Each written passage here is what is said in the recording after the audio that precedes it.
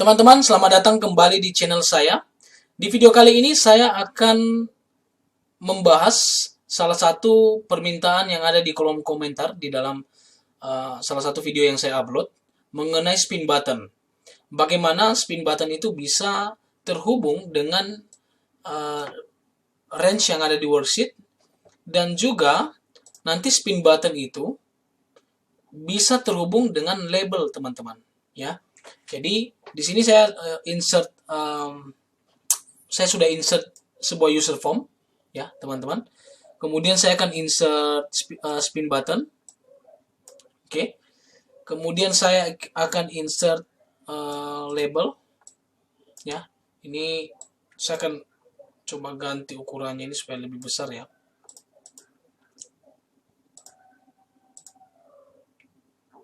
Oke, teman-teman, dari sini kita akan menentukan terlebih dahulu batas minimal dan maksimum angka atau nilai yang kita mau dari spin button. Jadi kalau kita mau nilai sampai 1000, maka artinya nilai maksimumnya adalah 1000. Teman-teman silakan klik pada spin button, kemudian lihat di sebelah kiri, ya. Ini ada min, ada max. Secara default, artinya secara otomatis sebenarnya Excel itu memberikan nilai minimal untuk spin button itu 0 dan nilai maksimalnya itu 100. Jadi teman-teman silakan ganti sesuai dengan kebutuhan. Di sini saya ganti 1, kemudian nilai maxnya itu saya buat 50 misalkan, ya, teman-teman. Atau 10 lah, ya. Jadi nantinya itu kalau sudah mentok, ya sudah, dia akan tetap berada di nilai 10, teman-teman. Kecuali kita klik tanda panah bawah, ya. Dan juga sebenarnya ini ada kelemahannya, teman-teman.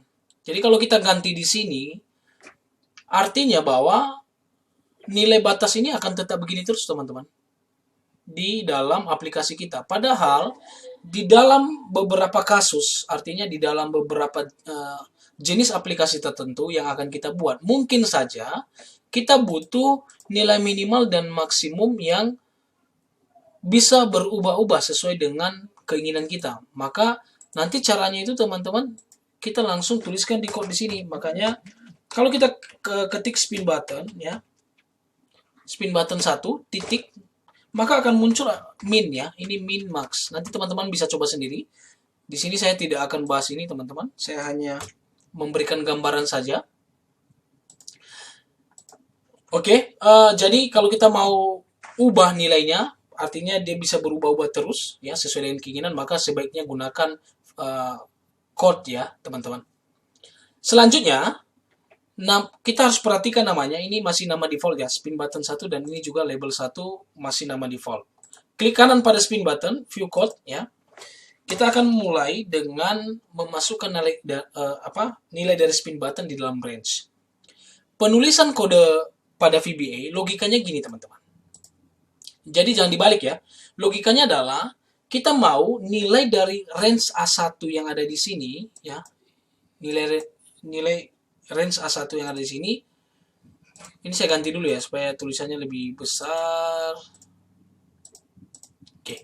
Nilai range A1 yang ada di sini, kita mau itu sama dengan nilai yang ada dari spin button. Jadi jangan dibalik, teman-teman. Nilai spin button sama dengan nilai yang ada di sini. Tidak.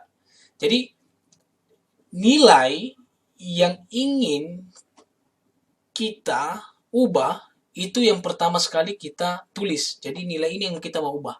Nilai dari range A1. Maka kita tulis dulu nilai range A1 sama dengan nilai sumbernya, itu nilai spin button. Begitu logikanya, teman-teman.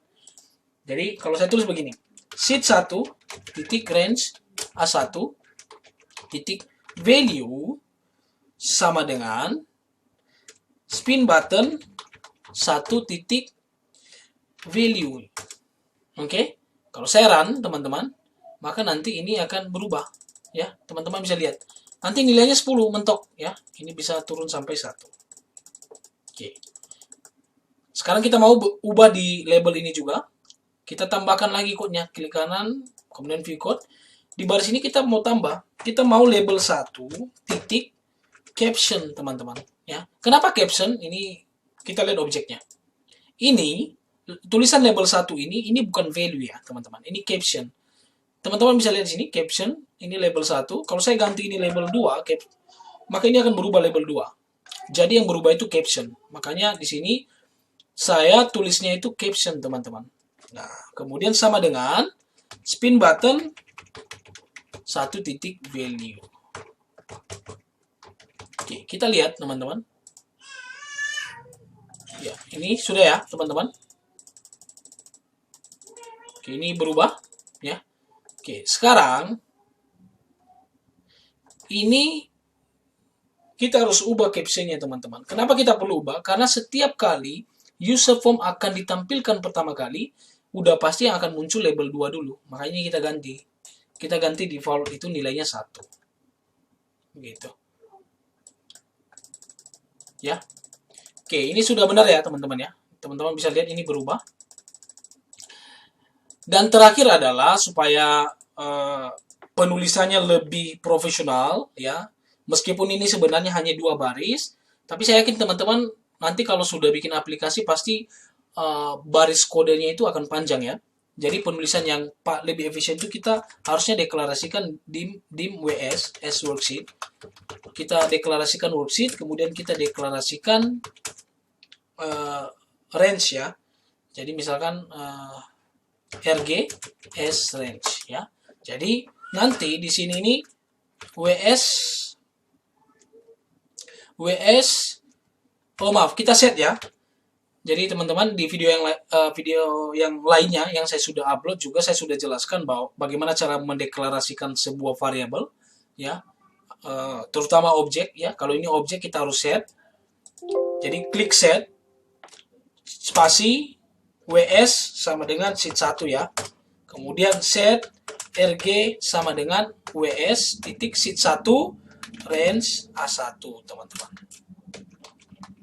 Oke. Jadi ini jangan salah ya, teman-teman. Ini harus ada set dulu. Kemudian ini, karena ini sudah tergantikan ya, teman-teman. Maka ini saya ganti jadi RG. Oke. Kalau kita jalankan, maka nanti ini kalau kita jalankan dia sudah berubah ya, teman-teman. Jadi gampang sekali. Memang kelihatan bahwa ini lebih panjang daripada yang tadi hanya 2 baris. Namun sebenarnya kalau masalah efisiensi tetap saja kita harus meminimalisir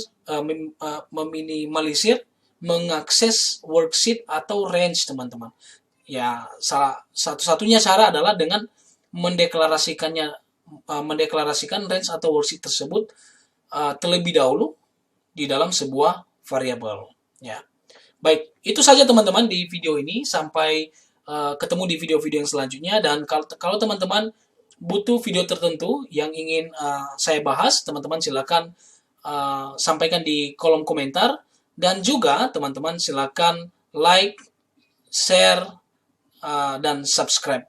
Terima kasih teman-teman. Sampai ketemu di video-video selanjutnya.